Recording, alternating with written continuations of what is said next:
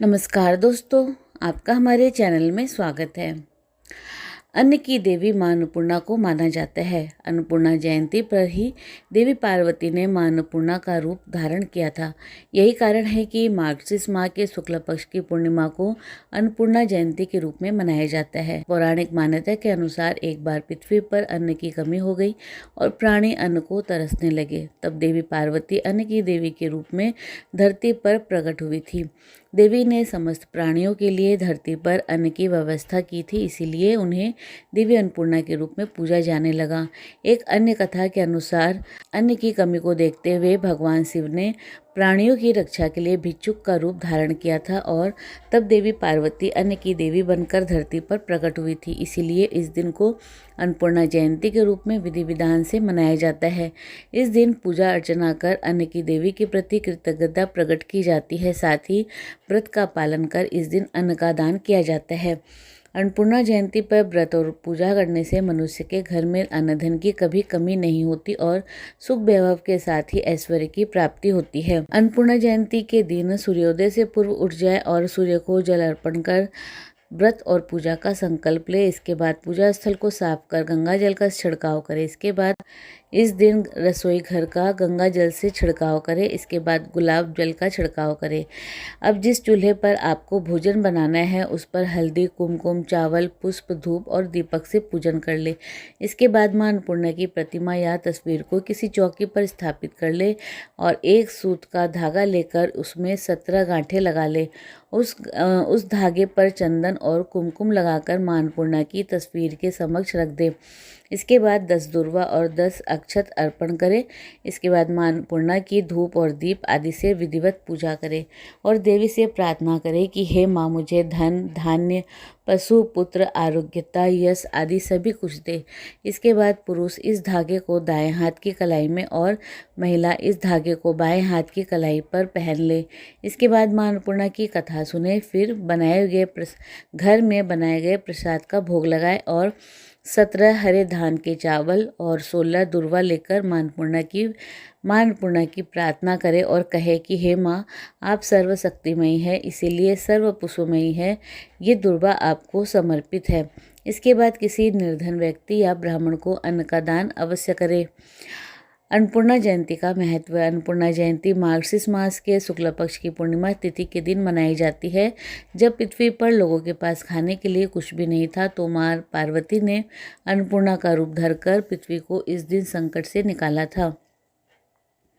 अन्नपूर्णा जयंती का दिन मनुष्य के जीवन में अन्न के महत्व को दर्शाता है। इस दिन रसोई की सफाई और अन्न का सदुपयोग माना जाता है। रसोई को हरदम साफ सुथरा रखने और अन्न का सदुपयोग करने से मनुष्य के जीवन में कभी भी धन धान्य की कमी नहीं होती।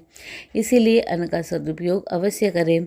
इस दिन जो व्यक्ति मां अन्नपूर्णा की आराधना करता है उसे मां आशीर्वाद अवश्य प्रदान करती है।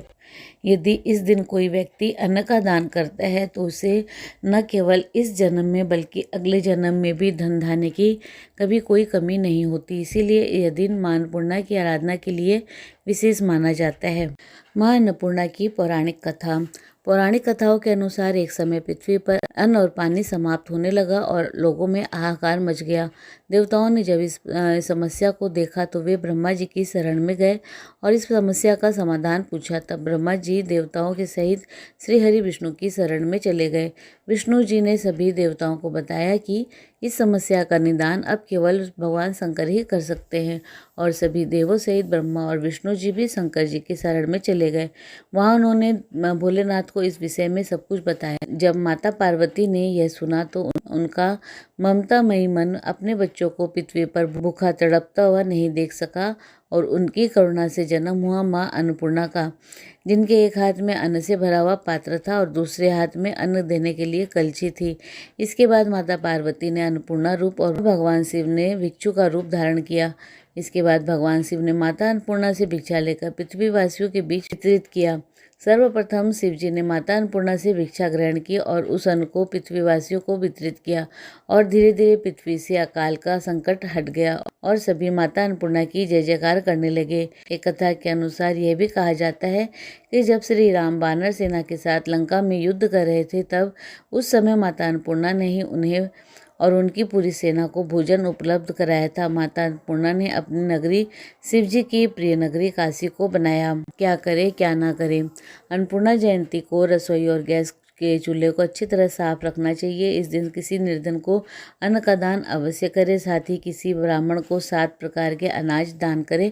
अन्नपूर्णा जयंती के दिन गाय, कुत्ते और पक्षियों को भी भोजन कराना अति शुभ रहता है। इस दिन 7 प्रकार का अनाज मां अन्नपूर्णा के मंदिर में अवश्य दान करें। इसके अलावा 7 ही प्रकार के अनाज अपनी बेटी या बहन के घर भी अवश्य भेजें।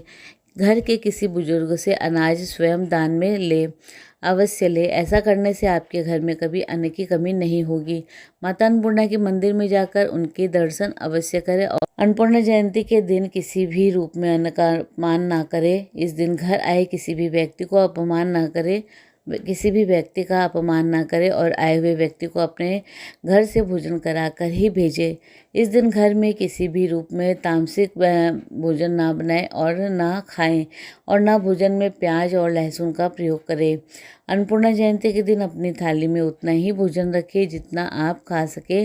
रोज ऐसा करने से मां अन्नपूर्णा का आशीर्वाद आपको सदा मिलता रहेगा। यदि आपका पैर किसी अन्न पर गलती से पड़ भी जाता है तो उसे उठाकर कहीं स्वच्छ स्थान पर रखें और अपनी गलती के लिए माता अन्नपूर्णा से माफ़ी मांगे। अन्नपूर्णा जयंती के दिन खाना बनाते समय किसी भी प्रकार से खाने में जूठे हाथ ना लगाएं और न किसी को लगाने दें। इस दिन किसी भी रूप में अपने घर में क्लेश ना करें, क्योंकि ऐसा करने से माता अन्नपूर्णा आपसे नाराज हो जाएगी। अन्नपूर्णा जयंती के दिन शराब का सेवन बिल्कुल भी ना करें और न ही अपने घर पे किसी को करने दें। दोस्तों, इसी प्रकार और भी रोचक जानकारी के लिए आप हमारे चैनल को लाइक, शेयर और सब्सक्राइब करें। हमारे चैनल में विजिट करने के लिए धन्यवाद।